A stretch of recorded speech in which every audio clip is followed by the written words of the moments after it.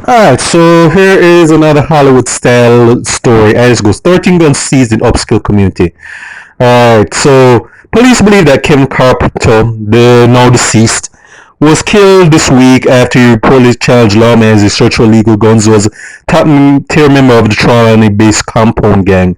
Yeah, I'm learning about all these gangs that are all around Jamaica, even ones that aren't in the news. They also believe that Carpenter, since his release from prison in 2018, ran a illegal gun trade between parishes. Senior Superintendent Stephen Lindsay, head of the Police Corporate Unit Communications Unit, told the Weekend Star that the 36-year-old, who she said is one of the leadership persons in all the country's most notorious gangs, were active despite being on the police's radar for quite some time. And let's be honest, that he's likely paid off some of these same police to look the other way. I wouldn't be surprised. And it was that intelligent word that led to his capture, she's added. Most likely someone leaked like a busted like a corroded pipe and exposed them. That's what they always mean when they say that. The police reported that about 11:30 a.m. the operations carried by members of the Area 2 Fugitive Apprehension Team at the house in the gated Florence Hall house scheme Trelawny that was occupied by Carpenter, woman, and three children. I don't know if it said that maybe this is his wife and their kids, or just some was tenants or something. Well, again, they're not going to what the significance these other individuals played in the scene.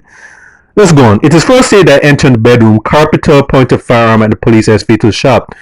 The woman was also arrested and the children taken into protective care. Oh, I see what is going on. This was likely his kerosene, but most likely she helped him to load, hide, and supply these and probably get ammunition for these weapons. Yeah, she was likely his accomplice. And I'm guessing, I don't know if the kids were hers or his. They're not really going to go into it, but I feel sorry that these poor babies had to were in the middle of a very traumatic situation. Let's pray for these kids are going to be alright, cause the counseling that these kids are going to need after what they see is going to be a big is going to be a very big process. But let's continue. One senior investigator told the Weekend Star that they have strong reason to believe that illegal guns were destined to be distributed among gang members. The police said they recovered 13 firearms, including 10 high-powered rifles, 526 assaulted rounds, 42 magazine clips, a holster, and 23 lead sheets in the operation that began in St. Mary, crossing St. Anne, and culminated in Trelawny. The weapon seized, according to Superintendent of Police Carlos Russell, who heads the Trelawny Police Division, indicates that the intention of the police, we said, can effectively fight against crime with the help of the citizenry. Meaning that, yeah, we need somebody to inform, expose these people. I have no problem with honest citizens giving information, provided that's to the JCF officers who aren't compromised. But it's more likely that some people in some of this guy's criminal associates turned on him in order to save their own skins, which led to his downfall. And it's more likely in his fight before he was sent off the mortal coil, this guy said, I'm not going back to prison. Because and he figured that, hey, either I'm going to go out in a blaze of glory, or if I'm lucky enough to survive, that I'll probably go on the run after my cowboy shoot up with the police. And it's more than likely he figured that, hey, if I'd rather go out in a blaze of glory, because he most likely knew that he wasn't going to survive. So he said, man, fuck it, I'd rather be taken out in a white sheet rather than be hauled in handcuffs and put back into custody.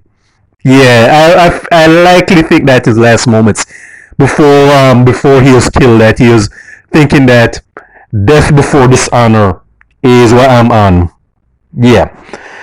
And this article closes said the police also recovered more than 100 illegal firearms since January. And that's good. No, if these are honest police officers who are not corrupt or compromised, I tip my hats off to you. Bear in mind, I've had criticism of the JCF, which are justified, but at the end of the day, there are genuinely good, honorable men and women who want to see justice done while wearing the badge. And this goes out to you. No, I will openly say that you still need to clean house, because the bad ones and the neglectful and useless ones are dragging down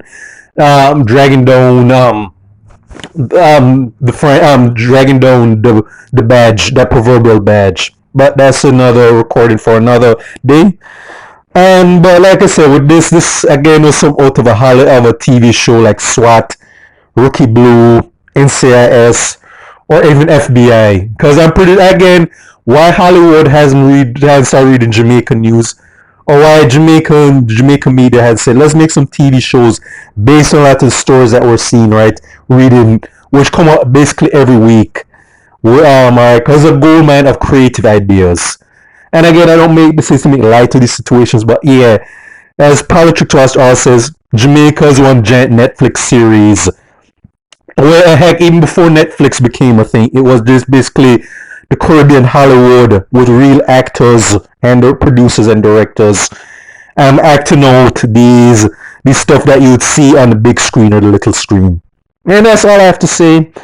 But I can guarantee you that this guy, that some people flipped on this guy. And hopefully it was a good, upstanding citizen, not one of these dirt sucking, these criminal associates that are as guilty as he was, but are trying to save themselves because they know that they're going to be facing a very long stretch behind bars. But then again, you need some of these criminal lowlives to get to help turn on their fellow compatriots in the criminal underworld. To be honest, but as I have to say again, this is something from a TV show or movie, and that's why in this recording. So this is for State of Jamaica and the Caribbean. Check out my YouTube pages, Miles Gusson Farron, Miles G Productions, and with thoughts of Miles. All right.